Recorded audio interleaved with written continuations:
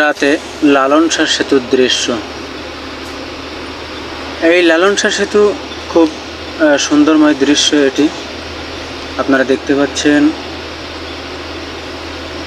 দক্ষিণবঙ্গের শেষ সীমানার দিকে লালন শাহ সেতু, যেটি হচ্ছে উত্তরবঙ্গ এবং দক্ষিণবঙ্গের মাঝখান।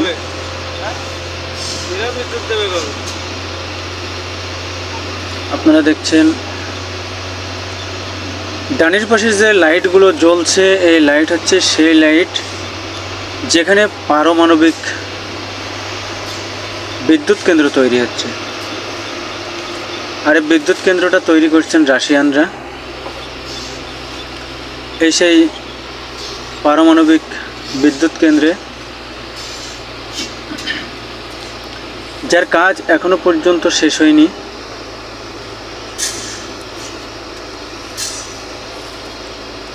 এই পারমাণবিক বিদ্যুৎ কেন্দ্রের এরিয়া কিন্তু প্রচুর এরিয়া, এর একটি বড় এরিয়া নিয়ে একটি বিদ্যুৎ কেন্দ্র তৈরি হচ্ছে। এর রয়েছে নৌপথ,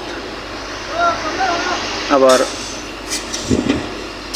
এয়ারপোর্টও তৈরি হচ্ছে, রয়েছে সড়ক পথ। যারা এর ভিতরে যায়নি তারা আসলে বুঝতে পারবে না যে পারমাণবিক বিদ্যুৎ কেন্দ্রটা আসলে জিনিসটা কি, এর ভিতরে কিসের কাজ হচ্ছে। কয়বারই কিন্তু আমরা গেছি, এর ভিতরে দেখেছি এর ভিতরে প্রচুর এরিয়া রাশিয়ানরা কাজ করছেন। এই পারমাণবিক বিদ্যুৎ কেন্দ্র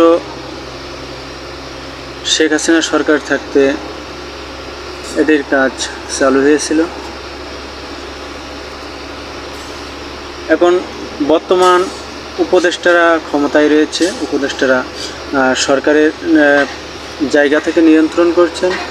এর পরবর্তীতে যে সরকার আসবে হয়তো বা তার সময় উদ্বোধন হতে পারে, তবে এর কাজ শেষ কবে হবে এখনও তার তথ্য কিন্তু জানা যায়নি। আপনারা জানেন বিগত সরকারের সময়, আওয়ামী লীগ সরকারের সময় এই পারমাণবিকে প্রচুর পরিমাণের দুর্নীতি হয়েছিল। দুর্নীতিটা হচ্ছে একটা বালিশ 5 তলায় উঠাতে যে তার খরচ দেখিয়েছে 12 থেকে 14,000, একটি কম্বল 5 থেকে 6 তলায় 12 তলায় উঠাতে যে খরচ দেখিয়েছে 20 থেকে 25,000। আসলে এরকম একটি নজিরবিহীন কাজ ঘটে গেছে বিগত সরকারের সময়।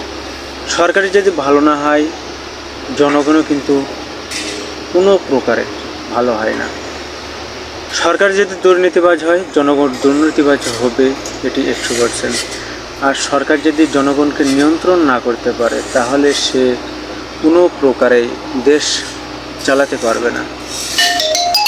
আপনারা জানেন আমাদের দেশে এখন ঠেলাঠেলি চলছে, এ বলছে পালিয়ে গেছে, ও বলছে পালিয়ে গেছে। তাহলে আমাদেরকে দেখতে হবে যে কারা পালায়নি। যে দল থেকে পালায়নি, শক্ত হয়ে বাংলাদেশে রয়েছে, মার খেয়ে নির্যাতন হয়ে ফাঁসির কাস্টে তাদের জীবনটা দিয়ে কোন দল টিকে আছে, আমরা সেই দলের দিকেই লক্ষ্য রাখব। সৎ কোন লোক, নামাজি কোন দল, সৎ কোন দল, আমরা সেই দলের দিকেই অগ্রসর হব ইনশাআল্লাহ।